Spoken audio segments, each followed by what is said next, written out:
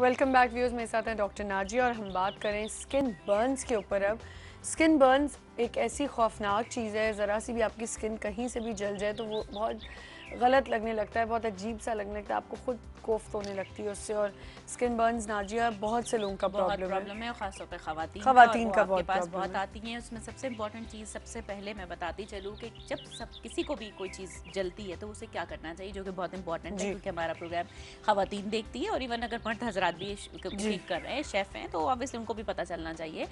सबसे इंपॉर्टेंट चीज़ है, चाहे तेल का बर्न है चाहे गर्म पानी या स्टीम का बर्न है, आप इमीडिएटली उस हिस्से को जो अफेक्ट हुआ है फौरन सिंक की तरफ भागे और उस वक्त टैप वाटर में जो भी नॉर्मल टेम्परेचर जो पानी आ रहा होता है उससे अपने उस हिस्से को धोना शुरू कर दें। बस अच्छा, पानी उसके ऊपर डालना शुरू कर दें, फेस है, हाथ है, कुछ भी, फॉर 1 to 2 मिनट्स वो खुला रखें, उस नीचे उसको हाथ रखें पानी के अंदर, ये नहीं कि गर्म पानी, ठीक है। अच्छा, इसके बाद आप फौरन से अपने हाथ को उसमें से हटाइए, ठीक है, 2 मिनट के बाद, 1 आध मिनट के बाद, कि वो ठंडा हो जाए।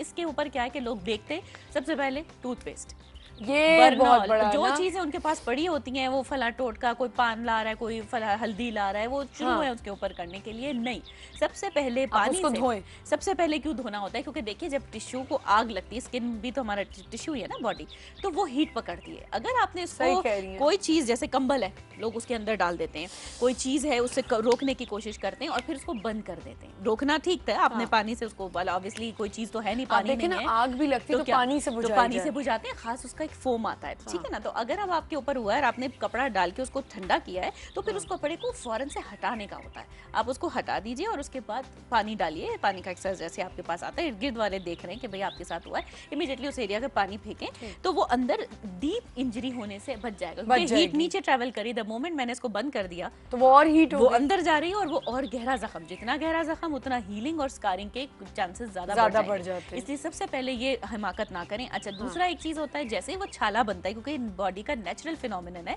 कि ऑब्वियसली ऐसा होगा तो छाला बनेगा। जब छाला बनने लगता है तो क्या करते हैं कि वो उसको फोड़ रहे हैं, तोड़ रहे हैं, उसमें सुई मार रहे हैं, वो भी गंदी, ये नहीं कि वो स्टेरिलाइज किसी ने कोई खोल के उसमें से पानी निकालने की कोशिश की हो, ऐसा कोई भी काम करने की जरूरत नहीं, क्योंकि ये छाला नेचर की तरफ से प्रोटेक्टेड चीज है जो कि हुई है।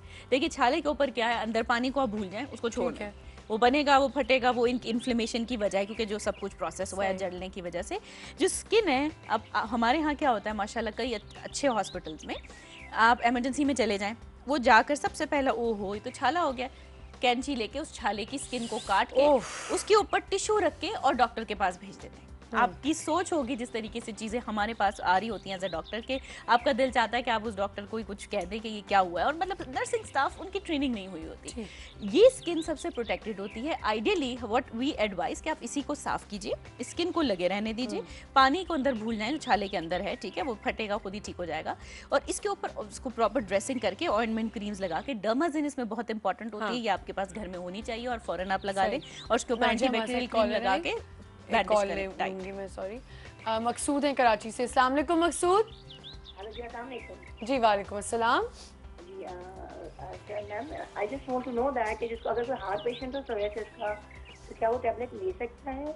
एंड सेकेंडली ये बताइए कि इस सीजन के लिए सोरियासिस वाले पेशेंट्स को बहुत प्रॉब्लम होता है, तो वो किस तरह से अपने आप को यानी रिलैक्स करें, क्योंकि उनको बहुत ज़्यादा इचिंग हो रही होती है, प्रॉब्लम क्रिएट हो रहा होता है, एक वाइट लेयर आ रही होती है जी। उसका सबसे आसान आंसर ये है कि you should visit the doctor, सबसे इम्पोर्टेंट। जी, आप जाइए, क्योंकि ये सीजनल है, मतलब सीजनल क्या, ये चेंज होता रहता है सोराइसिस अपनी इंटेंसिटी में। व्हेनेवर आपको सोर थ्रोट होगा, आपको कोई गले का इन्फेक्शन हो जाएगा, आपको बुखार होगा या आप स्ट्रेस में होंगे, सोराइसिस पूरी बॉडी से बाहर निकलना शुरू हो जाता है, जिसकी वजह से इसका बेहतरीन तरीका यही है कि जब कभी आप देख रहे हैं कि यहाँ पे कंट्रोल से या जिस हिसाब से नहीं था और बाहर आना शुरू हुआ है, तो इमीडिएटली आप डॉक्टर के पास जाइए, क्योंकि उसको कंट्रोल करना जरूरी होता है, वरना अगर यहाँ पे कंट्रोल से बाहर होगा तो डेफिनेटली आपको सिम्टम्स ज्यादा हो जाएंगे। तो अब आप ये सजेस्ट करेंगे डॉक्टर के पास जाएं, क्योंकि इंटेंसिटी को मेजर करके फिर देखना होता है कि आखिर क्या हो रहा है। मकसूद आप ये करें कि आप सबसे पहले डॉक्टर को अपने जो भी स्किन स्पेशलिस्ट है उनको दिखाइए, ताकि वो आपको खुद असेस करेंगे, मॉइस्चराइज रखें ज्यादा ज्यादा, वो सब आपको बताएंगे, आप परेशान ना हो, इंशाल्लाह ठीक है, बेहतर हो जाएगा।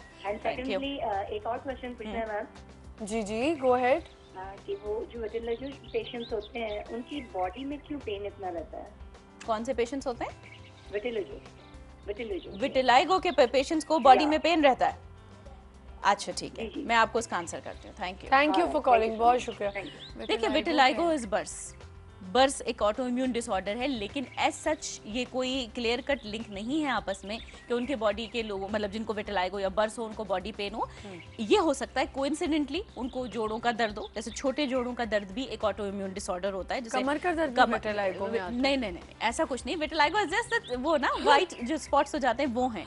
लेकिन उसके साथ अगर किसी और को, जैसे फॉर एग्जांपल आपको डायबिटीज हो दाना खास्ता और साथ में ब्लड प्रेशर भी हो जाए, तो ये दो सेपरेट एंटिटीज हैं जो आपके साथ चल रही हैं। तो जस्ट लाइक विटिलाइगो के साथ मुझे 3-4 और बीमारियां भी हों, तो इट डजंट मीन कि उसके साथ है। खुद से क्या वो एक ऑटो इम्यून डिसऑर्डर है जो खुद से बॉडी में होना शुरू हो जाता है। तो इसी तरह के उस ग्रुप में 4, 5, 6 और डिजीजेस भी आती हैं, जो एक हो जाए तो आपके चांसेस बढ़ जाते हैं कि आपको दूसरे तीसरा भी हो सकता है। तो उसके साथ अगर कोई जॉइंट डिसऑर्डर आपको हो रहा है तो वो अलग हो सकता है, बट उसका क्लोजली या डायरेक्टली लिंक नहीं है कि भाई ये हुआ है तो ये होना ही है, ऐसा नहीं है। हाँ, सोराइसिस का जरूर है। सोराइसिस के पेशेंट्स को अगर ये लॉन्ग स्टैंडिंग हो जाए 10, 15, 20 ईयर्स तक, देन उनके जो बिग जॉइंट्स हैं, स्पेसिफिकली नी जॉइंट्स, उसके ऊपर असर पड़ सकता है अगर वो बहुत ज़्यादा इंटेंसिटी में सोराइसिस है और कंट्रोल नहीं हो रहा तब। तो ये चीज़ें हैं, लेकिन ऑब्वियसली अच्छी चीज़ है कि हम ये इन्होंने क्वेश्चन किया। अच्छा, लेकिन हम नाजिया बहुत से किस्म के स्कार्स होते हैं, किसी को बर्न स्कार्स होते हैं, किसी को एक्नी स्कार्स हो जाते हैं, एक्सीडेंट्स हो जाते हैं, एक्सीडेंटल स्कार्स हो जाते हैं, उसके लिए क्या होता है? Scar management is very technical and it's very subjective. हम सबको जिसके भी किस्म के स्कार्स हैं वो अलग अलग है। किसी को कीलॉइड हो जाता है, जो सख्त किस्म के पैचेस होते हैं स्किन में, जो किसी भी चीज़ से रिस्पॉन्स नहीं दे रहे होते। कई लोगों को वाकई बर्न के, कई लोगों को एक्नी के। हर एक का मैनेजमेंट अलग है। कीलॉइड का अनफॉर्चुनेटली कोई बहुत अच्छा इलाज नहीं, लेजर्स हैं, ठीक है, सर्जन उसको रिमूव करते हैं। कीलॉइड ये चीज़ होती है कि जैसे आपकी स्किन कहीं से लूज हुई, वो वहाँ से बाहर बल्ज होकर आ जाती है, एंड देन फिर वो वहीं रहती है। तो उसको एक टेक्निकली मैनेज करना पड़ता है with lasers, with steroid intralesional injections, with surgeons. Obviously जब आप इन्वॉल्व करते हैं तो वो भी इसमें आते हैं। एक्नी स्कार्स काफ़ी हद तक डर्माटोलॉजिस्ट का डोमेन होता है, जिसके अंदर हम उनके पहले जो है वो कोई भी ऐसे लेजर्स जो रीसर्फेसिंग लेजर्स हैं वो यूज़ हो जाते हैं, डर्मा रोलर है वो यूज़ हो जाता है, कुछ हद तक बहुत लाइटली माइक्रोडर्माब्रेशन थोड़ा बहुत कोई कर सकता है, कोई इतना ज़्यादा उसके अंदर नहीं है। तो ये इसके लिए इंपॉर्टेंट है। और जो सर्जिकल स्कार्स हैं वो डेफिनेटली प्लास्टिक सर्जन का डोमेन है और उसके पास जाना चाहिए ताकि वो इफेक्टिवली उसको रिमूव कर सके। हमारे साथ कॉल है कुलसूम है लाहौर से। अस्सलाम वालेकुम कुलसूम। अस्सलाम वालेकुम। वालेकुम अस्सलाम जी। कुलसूम, मैं अपनी स्किन के बारे में पूछना चाह रही थी। जी पूछिए, क्या पूछेंगी? मैं ये कहना चाह रही थी कि शादी से पहले मेरी स्किन का कम्प्लेक्शन डार्क था, लेकिन इतना डार्क नहीं था। सही। तो अब जब से शादी या 2 बच्चे हैं मेरे, तो उसके बाद से कलर मेरा डार्क से डार्कर होता जा रहा है। तो ठीक है। प्रेगनेंसीज और डिलीवरी के बीच में ये डार्कनेस बढ़ गई थी?